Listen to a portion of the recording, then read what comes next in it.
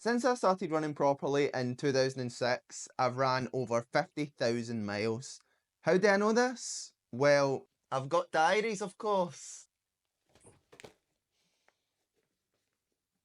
For anyone who doesn't know, both my parents were pretty good runners way back in the days before Strava. So they kept a note of their training in paper training diaries and no real guessing whose was whose. So the first thing that I wanted to do when I started running at 9 years old, also way before Strava, was keep a training diary. And every year since, I'll get a training diary for Christmas and I'll fill it in, which is how I can be absolutely sure that this month I passed over 50,000 total lifetime miles, which is more than twice around the equator and isn't even counting miles like this before 2006. Now, I've made a running tips video previously where I shared more general random kind of tips. So this isn't what this video is going to be. This video is going to be more about training and what I've learned and how I've progressed from being 9 years old in January 2006 to now having just turned 29 in 2025. And if you think that anything that I say in this video is good or knowledgeable in any way, I've actually recently started coaching, which I will leave a link to in the description of this video.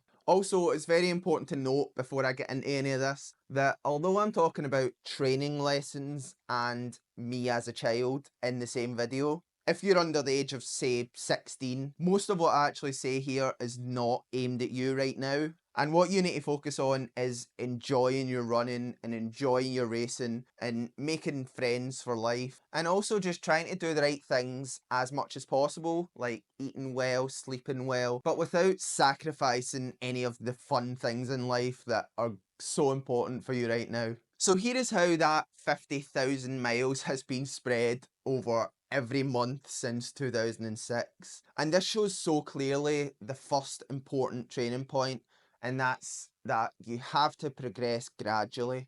Obviously, I'm progressing very slowly because I was a child at the start of this graph, and my parents were great but also very annoying at holding me back and making sure I did less than everyone else. But even if you're coming into the sport as an adult, you have to progress gradually. You can't just suddenly jump into doing loads, and this has to really be built up over months and years until you get to a good amount of mileage that you're happy that you can be consistent with. If you do have a good look at this monthly breakdown, you'll notice that there's a few months that are a lot lower than normal. Most of these are kind of breaks and down periods, which I will talk about, but a couple of them that weren't, I'll put on the screen now. And most of these issues probably look worse than they were. I remember thinking that the plantar fasciitis that I had in May 2017 was like the worst thing that could ever happen to anyone ever. But I actually still ran 108 miles that month, so it wasn't like a complete disaster. And there was actually worse injuries and niggles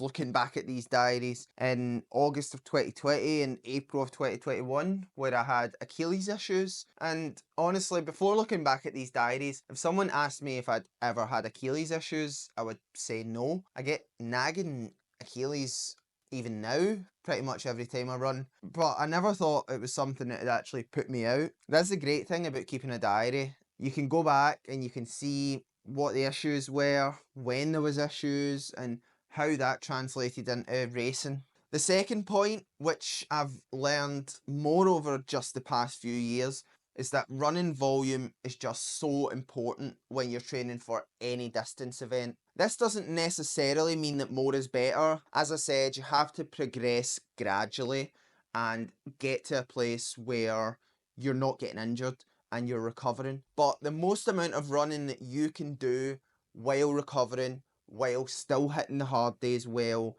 is generally going to be better. Volume here applies to easy run mileage and also session volume, and if you can increase both of those while still recovering and do that for like 12 weeks, I can guarantee that you will get better. Here is my mileage per year in the years since 2006, and you can see it's pretty much just up the whole time always improving, always getting better. One more really interesting statistic that I couldn't leave out of this video is that in the 10 years before I ran 2:15 in Valencia, I averaged 70 miles a week, so 10 miles a day. And yeah, that's just kind of insane. That sort of blew my mind a bit when I seen it. And that just really shows, like nothing else possibly can, how much was put into that marathon, how much has been put into running over the years, and what it takes to really get to your best in the marathon. But anyway, let's keep going with these training tips. I looked back at some of these diaries for the first time in years on the planning for this video, and it's kind of amazing. It was 2011, which is here. There's so many short sessions, so many things that I would be delighted to do now. Like, I've just opened it up here and I'm doing 2 sets of 200, 150, 160, and I'm running the 200s in 28. I don't think I could run 28 right now, but I wasn't doing any of the volume, and it was showing in my results. In the training, I wasn't consistent. In my races, I wasn't consistent, and it was just because I wasn't that fit. And even though I was younger, instead of doing maybe 3 by a mile as my biggest session, it probably would have helped to just run quite a lot slower and do 5 by a mile and actually just build that aerobic fitness, which would help with the consistency and performance. The last example I want to give on this whole volume thing that I keep going on about is probably easier shown on the Strava mileage graph. If you look at this week here, this is where I ran my 5k PB that still stands to this day. The weeks leading into that, I was just running consistent 95-mile weeks and doing like big sessions that added up to like 8 to 10 miles. And then later on in that summer, on this week here, I tried to go and win the Scottish Champs at 5k, and I just ran terribly. And it's so clear just from that mileage graph why that is, because I just wasn't fit. The mileage is so inconsistent, and actually it's even clearer when you look at the sessions. I was so focused on being fast for the last 400 so that I could try and outkick everyone that I kind of forgot that I had to be fit enough to be there with 400 to go. And I got dropped like halfway into this race because I just wasn't that fit. I hadn't been doing the volume that had already gotten me to the fitness that I had to be at. However, on the complete opposite end of that spectrum, you do have to be focusing on your speed. It shouldn't be your primary focus like it was for me for quite a few years, but once a week you have to be touching speed and keeping that in there. I'm not suggesting that you dedicate full sessions to speed, because that just completely takes away from the last point that I made, which was focus on volume. But maybe add in some 100-meter strides after an easy run, some hill strides. If you're at the track doing a session, do some 60s. Just anything to really focus on that speed. And that's going to help a lot. Like, I bet I could pick any one of these random diaries here and open it up at a week. I bet I can find some speed work in the first week that I open it here. Oh, I was injured here. That's not a good example. Okay. 4 times 100-meter strides at the end. Yeah, speed work at least once a week. You have to be doing some kind of speed work. The next thing that's really important and being really consistent in my training is strength work. I started finding examples of me doing circuits at the start of 2011. I'm sure that I probably did them even earlier than that, but January 2011, I was 14 and I was doing circuits. In more recent years, as an adult, I've moved to lifting heavy weights, but just anything that's going to strengthen your legs is going to be good for preventing injuries and letting you build that consistency. Also, something I noticed in my much earlier diaries is that I raced a lot more often than I do now. I was racing almost every week when I was younger, and if you are racing regularly, you can't taper for every race. You have to just train through some of them, treat some of them as training sessions, expect to still run well, don't absolutely hammer training in that week and run terribly in the race, but don't feel like you have to be easing back for every race. You have to pick your A target races and really focus on them, and everything else in the build up to those should just kind of be helping your A race. Another thing that's so clear in these diaries, which I do think I've always kind of known because of my parents, but it's that you have to have easy days and easy periods, especially after big races and big events. When I was younger, I would have a week completely off running at the end of the season, kind of in March after the cross country season, and then like August, September after the track season. Since then, I've learned that for me, it's better to just have like 3 or 4 days off and then have the other 3 or 4 days that would add up to a week off sprinkled over the next week or two.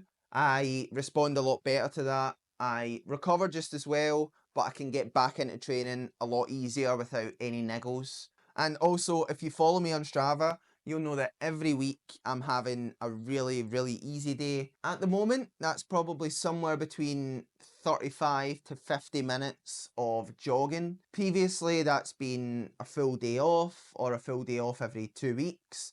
But there's always one day in there where I don't do any weights or any core. I don't do a double run. I don't run fast. I just go out, do one run of jogging, and that's pretty much like a rest for me because I do train so much on those other days. The last thing I want to say on training, and this really circles back to one of the earlier points I made about volume and consistency, it's don't feel like you have to smash everything all the time. Don't go to the track every Tuesday, Thursday, Saturday and try and hit splits and try and hang on to the back of people and finish feeling like you're about to die. That's not really how we should be training.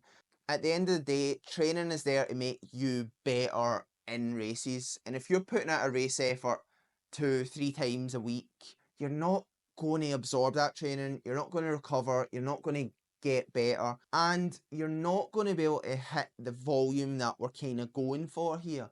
If you can go out and train at 90 to 95% on your hard days, you're going to be able to do more in the sessions and you're going to be able to do more outside of the sessions on the easy days. And I think that's just a much better way to train. I'm not saying that this is how everyone should train. There's obviously people who are different, people who can't handle the miles just yet, and people that maybe respond a lot better to just going out and smashing it every day. But generally, from my experience, what I've found and what I've seen in these diaries is that if you bring the effort back a little bit and don't try and prove to yourself in training that you can do stuff, you're going to be better. You're going to be able to handle good volume and just train a lot more consistently with a lot less injury risk. I thought it would be kind of interesting to finish up this video with a few highlights from these diaries, just some kind of random things that I thought would be interesting, show what I wrote about them and how I felt about them at the time. And yeah, let's get into best session.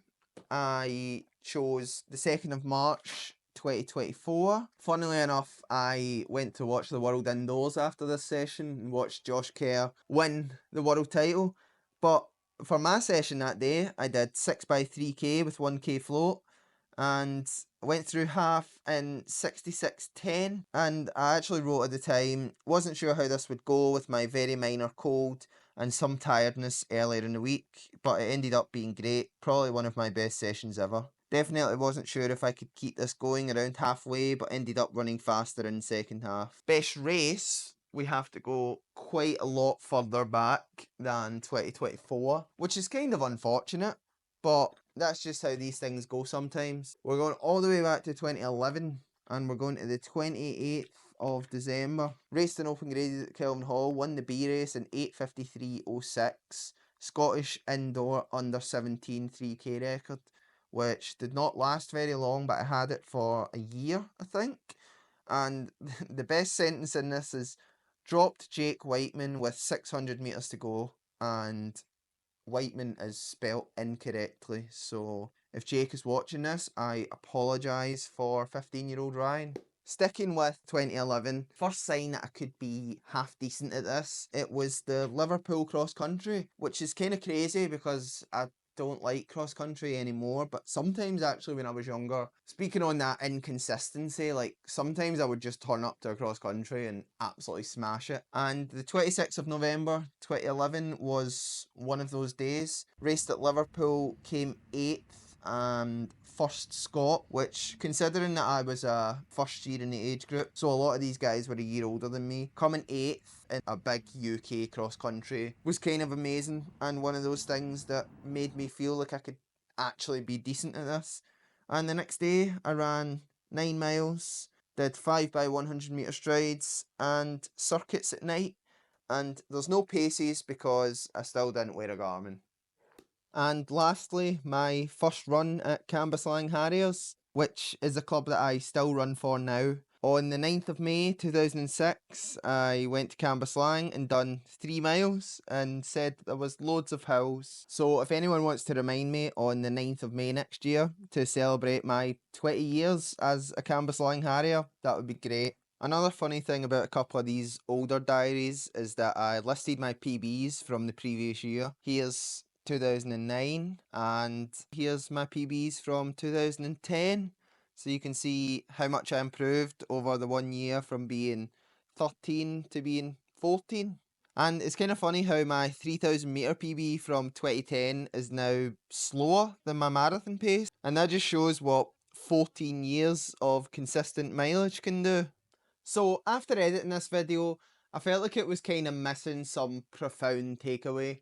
So I'm going to give you that now. If you want to be a runner, and if you want to reach your potential in running, you have to love it. That doesn't mean you have to be desperate to get out the door every morning, but you have to enjoy the process and make it fun. Don't make every run really hard. Do things in training that you can replicate every week.